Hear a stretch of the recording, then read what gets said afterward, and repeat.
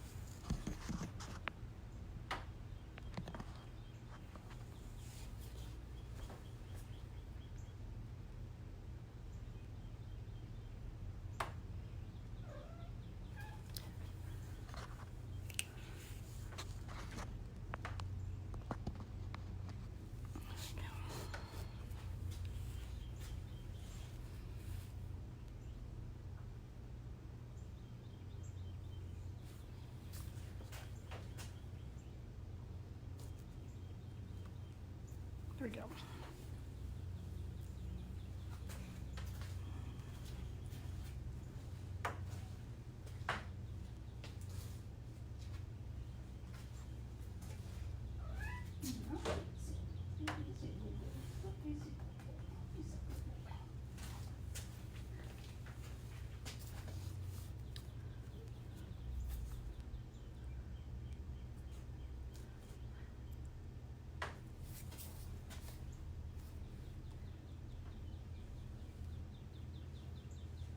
Hi, Carolyn, Allison, Cindy. Welcome. Couple minutes, and we will start with the plastering.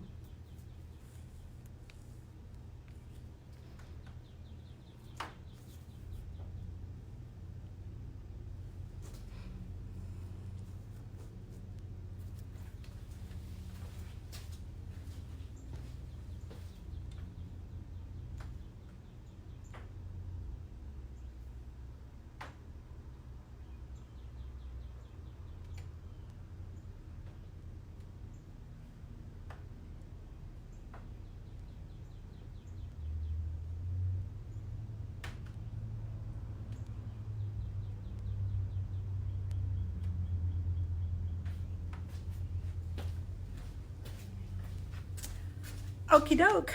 Welcome, guys. Glad you're here.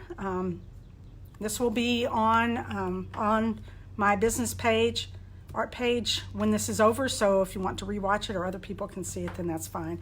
Okay, so today we're going to actually work with the plaster and get our tree plastered, and then we will talk about some possibilities for background and some possibilities for foliage. So what you were to do was to get your tree drawn on your canvas. Again, I chose a big square one just so it would have a different kind of look, because who knows what size canvas you've got on hand.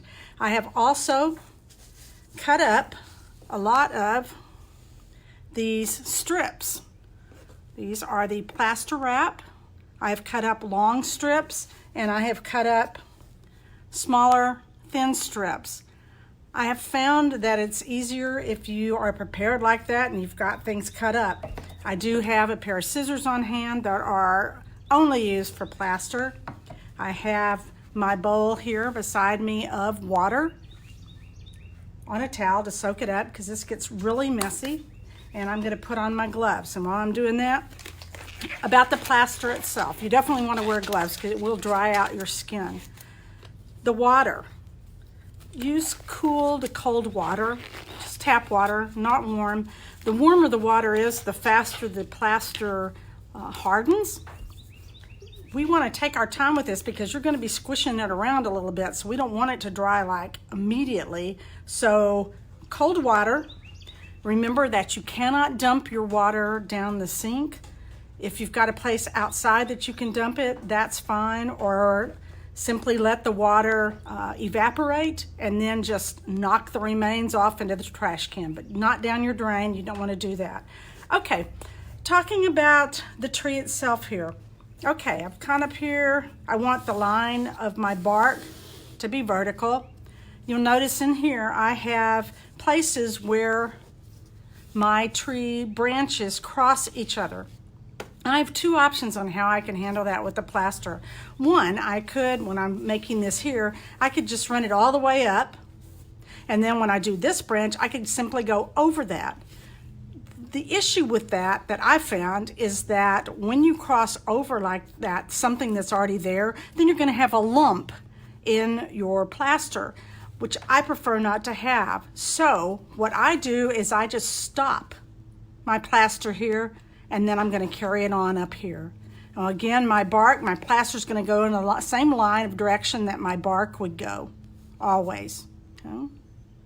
So when you've got these strips to start out with, and I usually start with the bottom here, you're just going to take your strip, you're going to dip it into your water, and I'm just going to put this on top of the canvas here.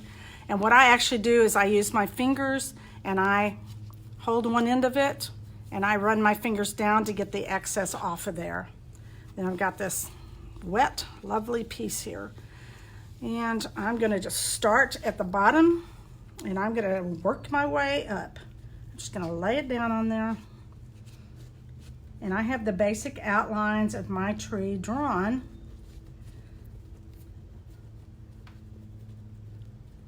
It doesn't have to fit exactly with that, but that just gave me an idea of where to go.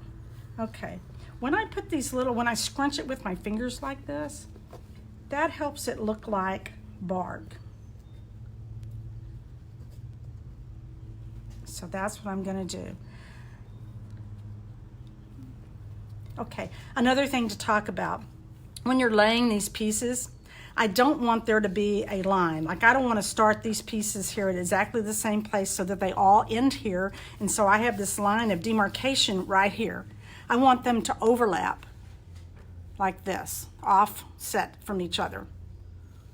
So we want it to blend into each other. We do not want it to look like I've got, oh, here's a strip of plaster, here's another strip of plaster. Okay, and I am going to keep doing that. I'm going over here to this side.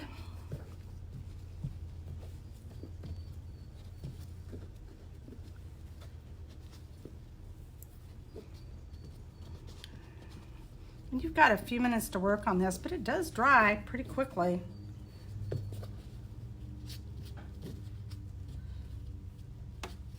And you may have these little strings here. No, it's not a big deal.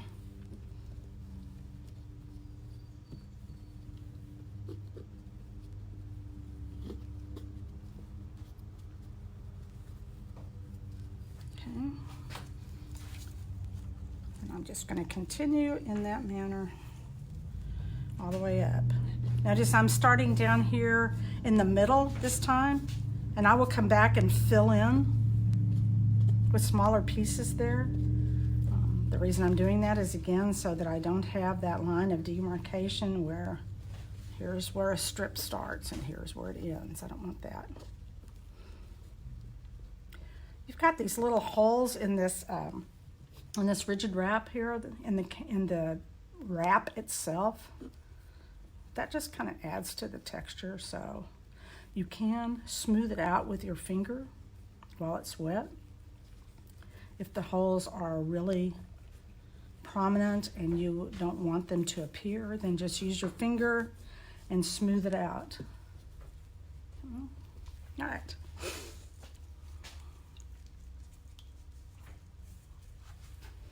Okay.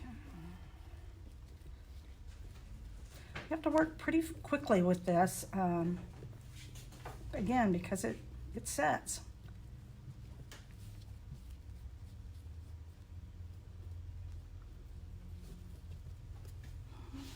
I'm using my smaller strips now. I always have a bunch of strips cut up.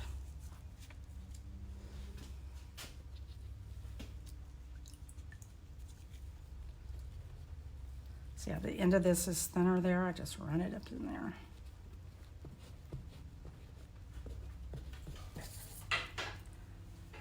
Mushy, what are you doing?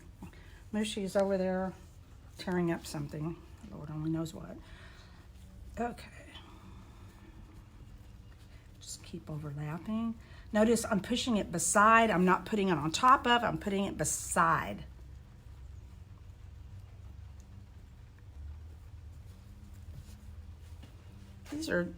These trees are fun. They're just fun to do. Let's see. People use this plaster to make masks and stuff like that, to take molds of their faces. You have to be really careful if you're doing that, because the plaster tends to heat up a bit as it sets, as it hardens. And you don't want to have like a caustic kind of burn on your skin. So always be aware of what you're doing and safety precautions.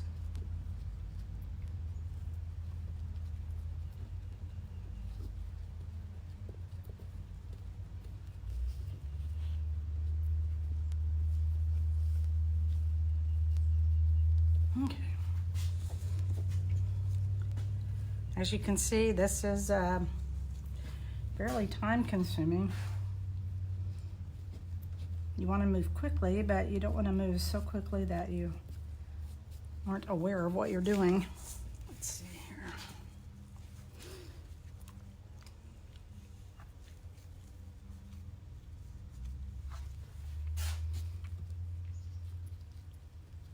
You may have some little threads. That's okay. Sometimes I allow it to go down over the lip of my canvas here, and that's fine too.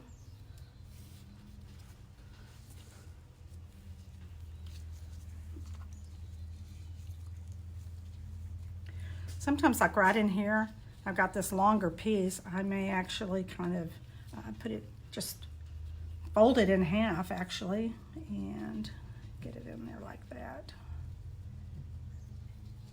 just to cover.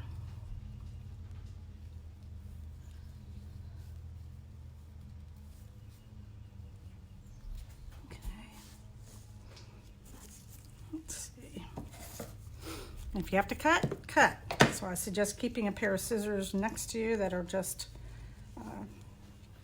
totally for plaster. You sure as heck don't want to use your good sewing scissors or something for this. Not that I sew, but if you do, you're not going to want to do that.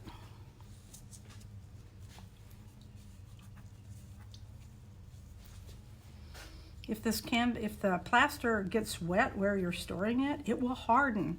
So you have to make sure that wherever you're storing it in between pieces of artwork, that it is watertight and that nothing will drip on it. Okay, I'm finished with the bottom there, and as you can see, it's really messy. I will wipe that off when I'm done. So now I'm going to continue moving on up here.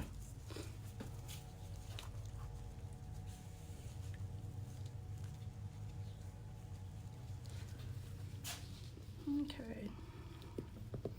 Since this is a very long piece, I'm just going to work my way on up the trunk of the tree, remembering that I want to overlap.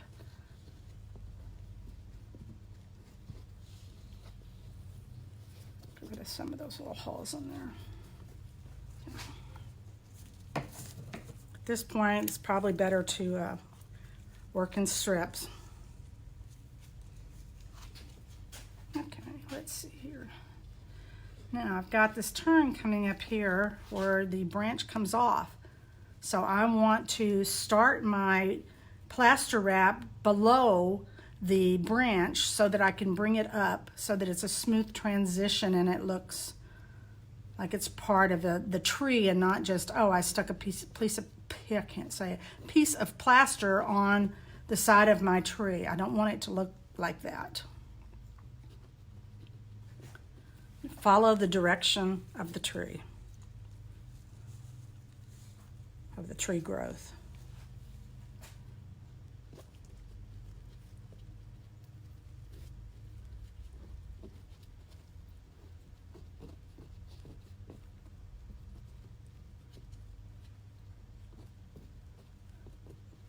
Okay, time for some of those little ones.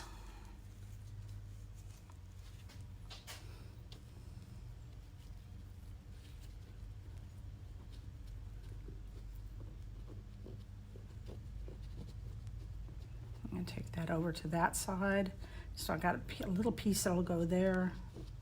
I'm doing that so that I don't have that line of demarcation right there. Okay. And just a little strip to put in that end there.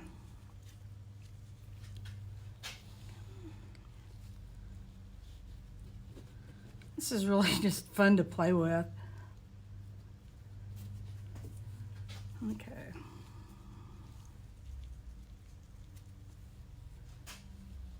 Okay, now I'm here at that point where I want to stop my plaster because I'm going to have a branch that's coming out the other way. So I want to have my plaster look like it's heading the right way. I don't want to fold it over and have that there. So, okay, I'm going to get just a little bitty piece.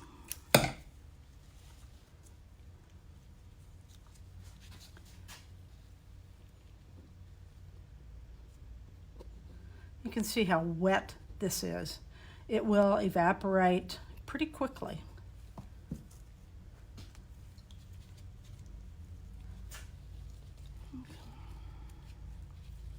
But you can see why I wanted gloves. Hopefully you have some. I've done this without gloves many times. It's not going to tear up your hands. It just dries them out. Okay, let's scoot that down a little. Okay, working on a long strand again.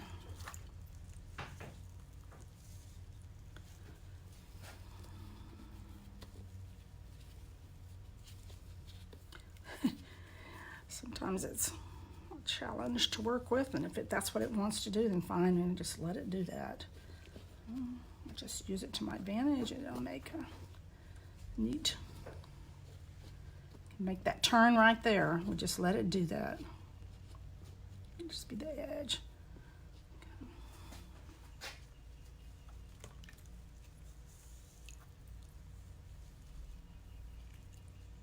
As obviously, the longer the strip, the harder it is to work with.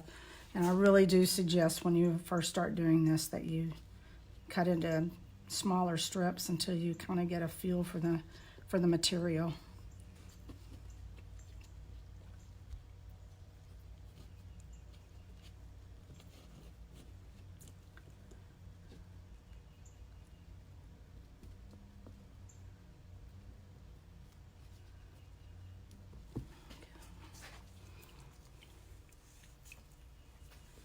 Okay, let's see. I'm going to go ahead and start this one down here.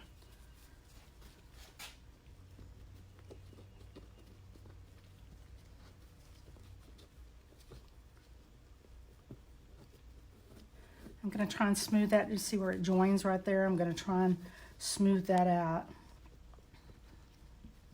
Now, rather than have that much of that hanging off the edge there, I'm going to go ahead and cut it.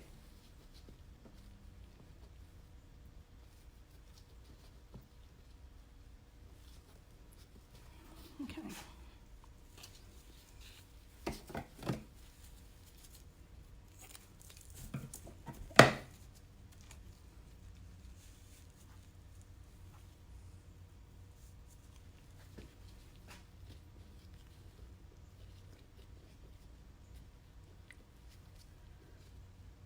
Again, I want to follow the line of that the branches are taking. Don't just cut your line off there because that's where your plaster ends. Like I may need to come back in here with just a teeny tiny piece in there. Just fine.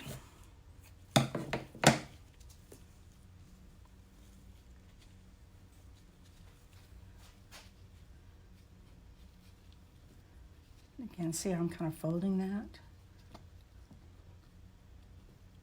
And my pencil marks will be covered up by my background, so I'm not worried about that. Okay, right in here, this is a little flap there, so I'm going to go ahead and I'm just going to add another piece in there just to create some more lines or ridges, I guess it would be. And I'm going to actually add just a little bit more right in here. It's better if you do that while the plaster's wet because it doesn't really join really well if you let it dry and then you try to go back and add plaster on top of it. It just doesn't work real well. I'm telling you that from previous experience. Okay.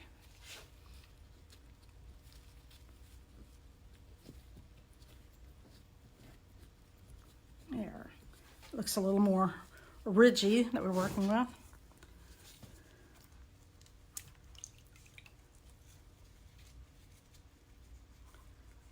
This truly is like watching paint dry, isn't it? Sorry for that, guys, but it's not very exciting to watch, but it's just simply a process. Now I can leave that right there on the edge. You can see that. And I will cut that off when it's dry. I'm trying to get that one. You can see it. Okay, from this point on, it's going to be mostly small pieces.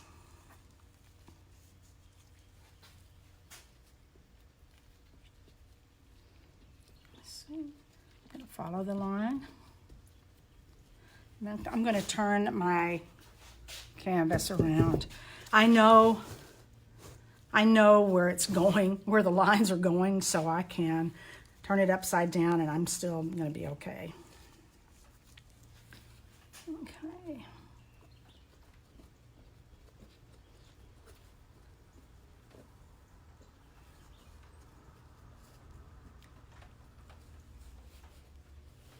And when you finish doing this, all this, you will want to leave it overnight. You're not going to want to work on anything else. This is do this all in one sitting. And then leave it, let it alone.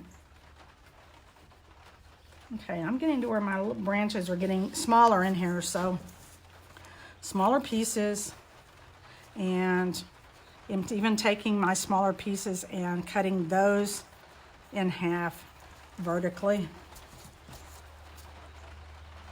lengthwise.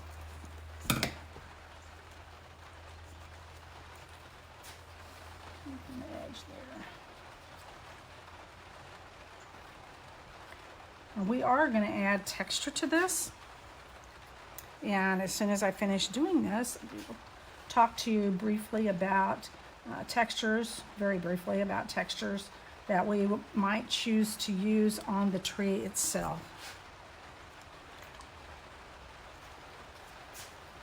I don't know if you can hear it, but it's just, it wasn't supposed to rain today, but that's what it's doing. I have the windows open in the studio just because it's so nice to have fresh air. And normally I hear birds, but they're just like not doing anything at the moment. So.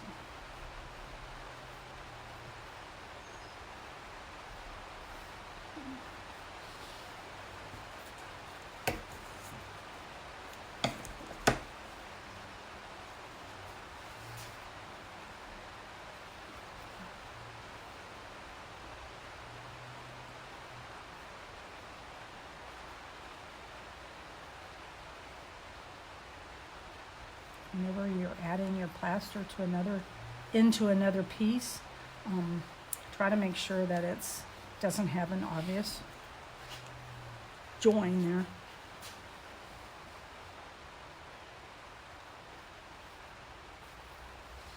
This is actually so wet. Try and soak up some of it just so you can see a little better.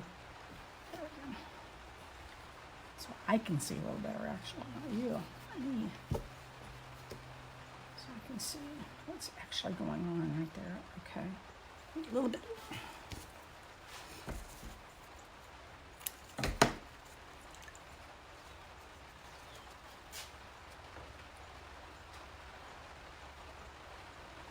That actually does occur. I'm going to squish that over like that so that I can do a piece.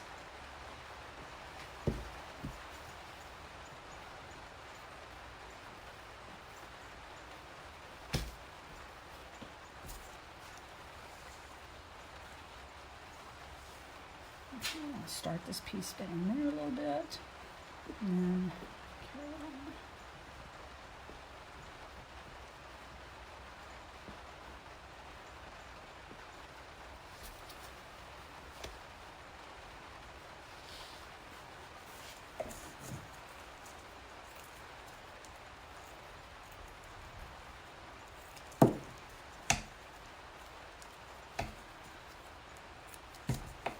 And I'm trying to hurry because I know this isn't very exciting sitting here watching this, but I can't stop. So you got to do it all in one go, so that's just the way it's going to be. Dabbing that water off there gives me a better idea of where I need to make some joins in there. I need another little piece right in there.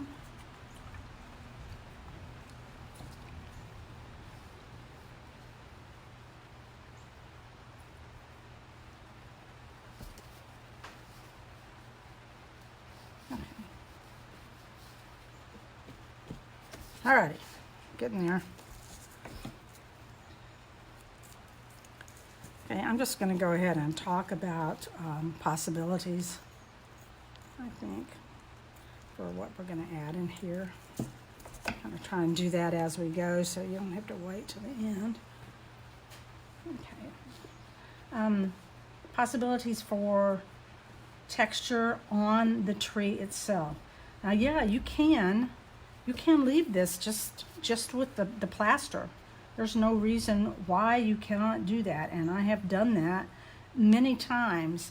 But I really love texture. So for me, the more the better. So some options that I have here. Oops, I'm going to take that one around this way. So again, I avoid that ending two pieces of plaster at the same time. Some options here. Like last time, finely crushed up eggshell. More coarse eggshell. Sand. Or, since we were building the big flower bed out there, I just collected some of the sawdust after T was finishing sawing. So I'm going to add some of that.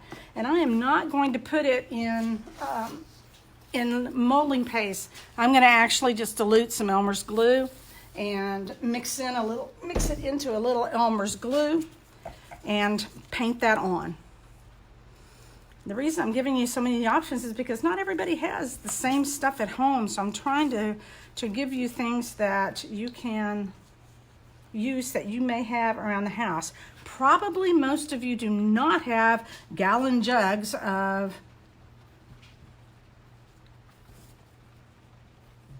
Elmer's glue laying around, but you may.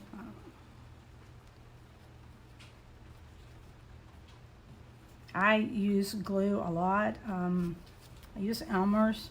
One of the glues that I actually love to work with because it's so strong is Weld Bond.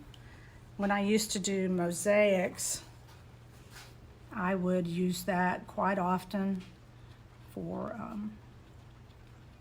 adhering the stained glass. Yeah. Okay. All right, that one's done. There you go.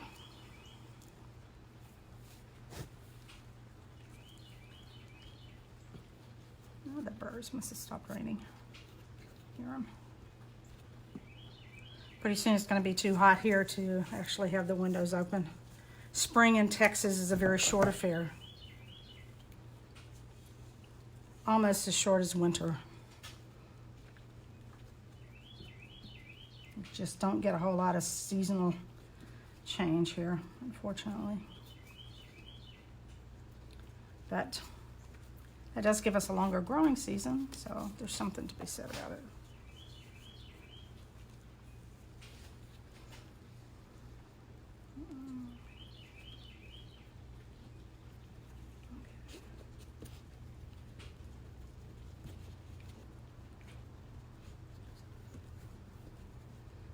There's a little piece there I'm going to have to deal with.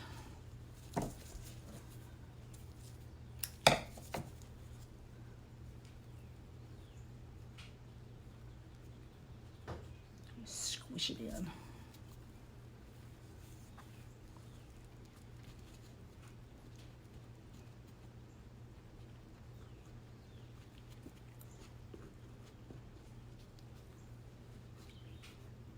Okay, a little spot right there. We're on the downhill side. I'm trying to work pretty fast because I know this is not, well, watching paint dry or watching a pot boil. Kind of about the same there. Not very exciting. Okay, just one branch to go. Start here at the end since I've got that short piece.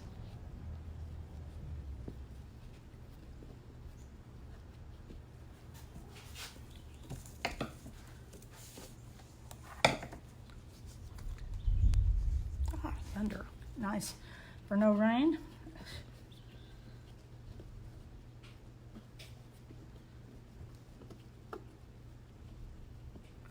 And I'm trying to inch that in so it actually blends in with this piece here. Do a little smoothing with my fingers to try and get that. It's part of it.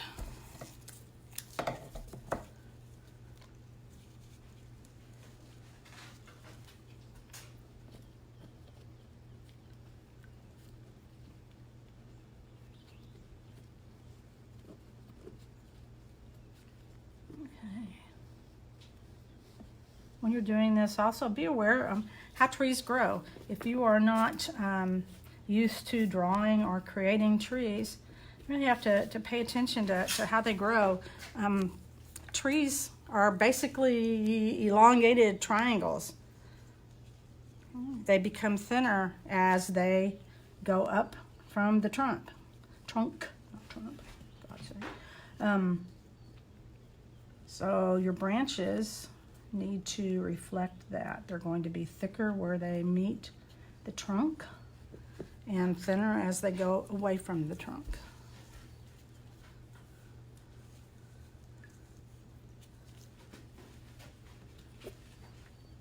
It would be difficult for a tree to be able to support its branches if they were thinner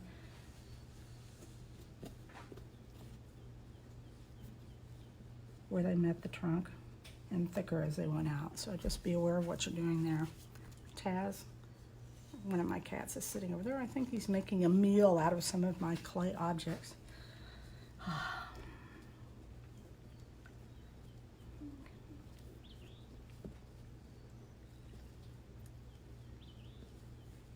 Okay, I'm gonna have to cut that. I don't want to scrunch it.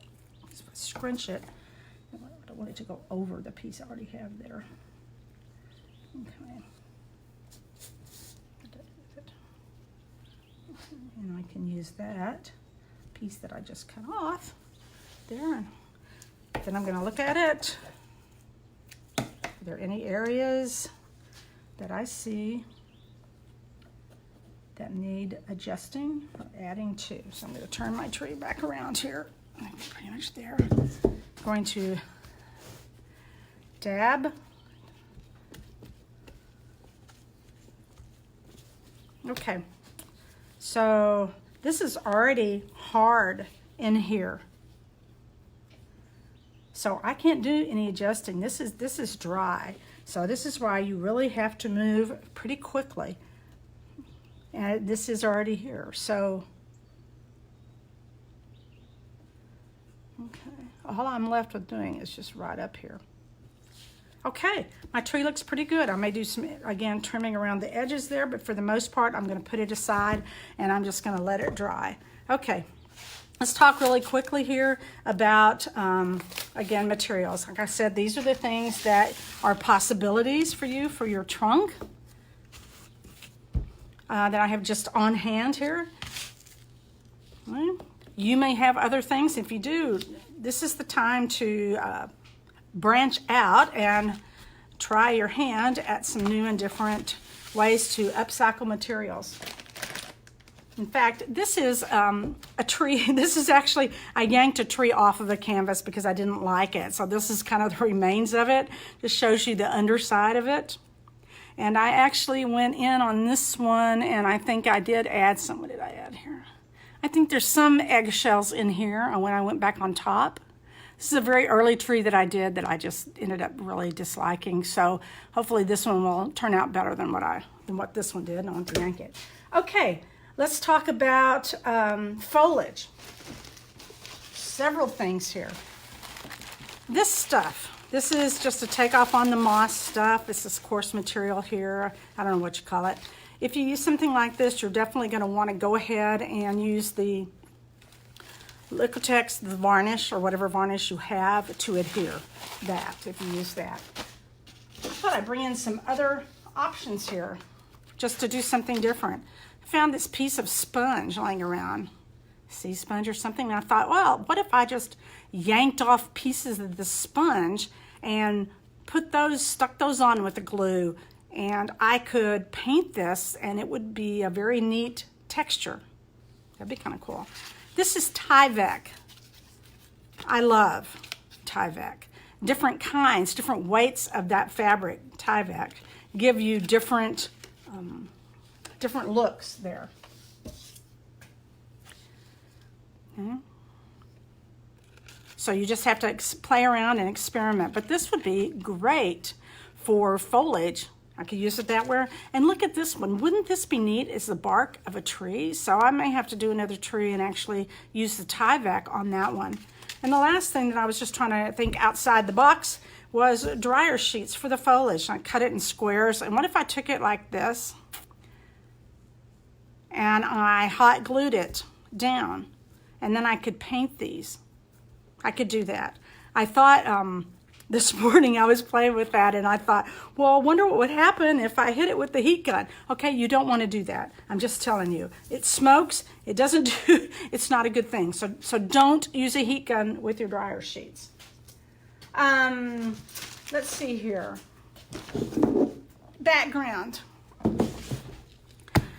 If you are lucky like I am to have old books laying around, I came from a family that loved to read old books that are falling apart, and I get them at garage sales or wherever else. So I have stuff, ephemera, all over the place. So these are an option, using things like this as your background, doing a collage in your background, which would be kind of cool to use text in here as a contrast to your tree. And I'm probably going to do something like that. Or any number of other things. Or what about, old letter? This is a very old thing. This paper is just so cool. I have no idea when this was written, but I would say, 50, 75 years ago at least. Old pieces of things. Or what about an old map? Not Reader's Digest. National Geographic used to put maps in all their stuff like this. And what about if you had one of the older ones, if you did a collage with a map background? How cool would that be? Whatever you have, use it. I also come from a musical family, so I have tons. I don't play anymore, but I have tons of piano music, old stuff. So I could use some of this, and I'm really torn between this and the book. So I could use that. I think that's about it. Old newspapers, you could use black and white things. Now once my tree is dry, I am probably going to go ahead and work on my background. I'm going to do my collage when it dries, and I'm going to varnish it with a matte, probably a matte gel, a matte medium. Looks like this. It's a soft gel matte, because I want it right now. I just want a matte finish. I don't want a gloss. And then I'm going to add some paint over that. So I may go ahead and put the background down this week or tomorrow, before tomorrow. And then while we have class tomorrow, I can work on doing some painting on that and also adding some textures to the tree. So get as far as you can tonight, and we'll continue with this. And again, stay home, stay safe, and stay creating. You guys have a wonderful day. Bye.